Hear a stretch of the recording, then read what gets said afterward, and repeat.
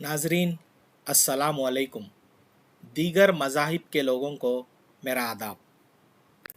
मैं साईबाबा नगर कापरावाड उप्पल assembly constituency का रहने वाला हूँ। जैसा कि आप सब जानते होंगे, तेलंगाना असेंबली के लिए 30 नवंबर 2023 के दिन इलेक्शंस होने वाले हैं। इस ऑडियो के ज़रिए उप्पल इलेक्टोरेट से एक को सिटीज़न होने के नाते मैं एक दर्दमंदाना अपील करना चाहता हूँ। मेरा ये मानना है कि मौजूदा बीआरएस की हुकूमत हर लाइन से नाकाम रही है। हुकूमत की इस नाकामी की वजह से उप्पल के बाशिंदों को कई मसाइल और तकालीफ का सामना करना पड़ रहा है, जिनमें से पहला है जवाहर नगर डंप यार्ड। 20 साल से सारे शहर हैदराबाद का पूरा कचरा यहाँ डंप किया जा रहा है। रोज़ाना 7,000 टन की मिकदार में जमा होने वाला ये कचरा एक पहाड़ की शक्ल ले चुका है। चीफ मिनिस्टर चंद्रशेखर राव साहब ने शहर हैदराबाद के लिए 10 से 15 डंप यार्ड डेवलप करने का इरादा किया था। उनका इरादा रह गया है, हमारा सब्र थकता रह गया है। रवाना कब से कार हो गई है, हमारा हाथ हिलता रह गया है। इस डंपयार्ड की वजह से ना ही सिर्फ बच्चों की और बड़ों की सेहत अंदर अंदर गैर महसूसा तरीके से ख़राब हो रही है, बल्कि यहाँ के प्रॉपर्टी की वैल्यू भी गिर रही है। हाँ, डंपयार्ड से फैलने वाली जहरीली बदबू का एक फ़ायदा ज़रूर हुआ है कि हमारे घरों को मेहमानों का आना बंद हो गया है। नाजरीन, इस डंपयार्ड की बदबू से दूर आ चल के तुझे मैं लेके चलूं, यहाँ के दूसरे मसले की तरफ, जो है राउडीज़म और लॉ एंड ऑर्डर।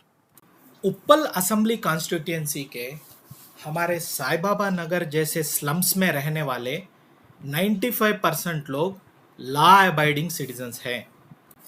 यहाँ के स्लम्स सबर्बन हैं and there is a widespread belief that rowdy elements, big and small, have made these areas their home. One example is a slain and externed Amberpet history sheeter and his kin. ये rowdy elements अपने behaviour की वजह से लगातार एक डर और खौफ का माहौल पैदा करके रखे हैं। ये हूलिगन्स चौराहों पे और पान शॉपों पे अपने 8-10 बाइक्स पे जमा होते हैं और ट्रैफिक के फ्लो से बेपरवाह होकर राहगीरों को घूरते रहते हैं। अगर आप इनको पलट के देखेंगे तो ये आपके पास आकर आप पे हाथ डालेंगे। They use touch as a power signal. अगर आप सवाल करेंगे कि हाथ क्यों डाले, तो आपको जवाब मिलेगा कि अच्छा, हाथ नहीं डालना तो जोरू को भी नको डालो बोल हाथ। इनकी एक और नस्ल आ गई है। शैतानी लोगों के ऑफस्प्रिंग्स होने की वजह से they have graduated to a hoodlum class at an immature age. These immature rowdies are characterized by rash driving and speeding past pedestrians, startling them. They do not seem to be content with mere exhibition of themselves, but have started becoming a pestilent nuisance, terrifying defenseless people and bullying people with normal sensibilities. As rowdyism is unchecked, it will soon become completely manifest in them and irreparable damages will occur. Police को कई खत लिखे गए कि आप patrol vehicles भेजिए to give a visible police presence. आप ऐसे प्रॉब्लमेटिक स्लम्स में कार्डन एंड सर्च ऑपरेशन कंडक्ट कीजिए और आप एक टेक्नोलॉजिकल अप्रोच अडॉप्ट कीजिए by the installation of community CCTV cameras. Installation of community CCTV cameras will be a big step towards improving the quality of life of the residents of these areas. This will not only help the general public to move without fear, but also bring about a paradigm shift in identifying the aggressors. CCTV cameras के लिए government fund क्यों नहीं दे रही?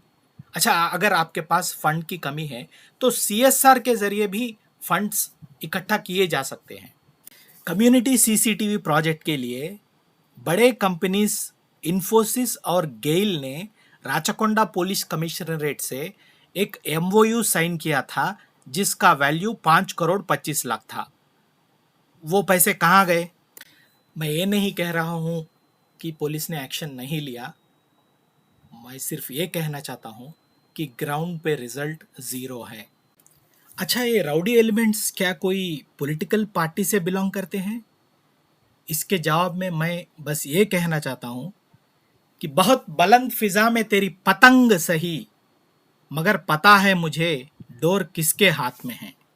नाजरीन, मैं उप्पल के electorate से ये दर्दमंदाना अपील करना चाहता हूँ कि आपका कीमती वोट के ज़रिए तब्दीली लेकर आए, एकजुट होकर बीआरएस के खिलाफ वोट दें और पोलिंग के दिन जल्द अपने घरों से निकले, पोलिंग स्टेशनों को पहुँचे और वहाँ वोट दें।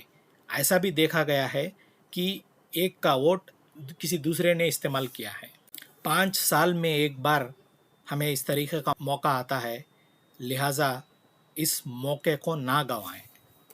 आपके लिए बस इतना ही नाजरीन। अगर ये ऑडियो आपको पसंद आया तो लाइक, शेयर और सब्सक्राइब करें। अगर आपका प्यार मिला तो मैं इसका पार्ट 2 भी बनाऊंगा, जिसमें मैं टीआरएस का गवर्नेंस, रेशन दुकान, स्पीड ब्रेकर मीनेस, बस कनेक्टिविटी जैसे मुद्दों पर बात करूंगा। अल्लाह हाफिज़।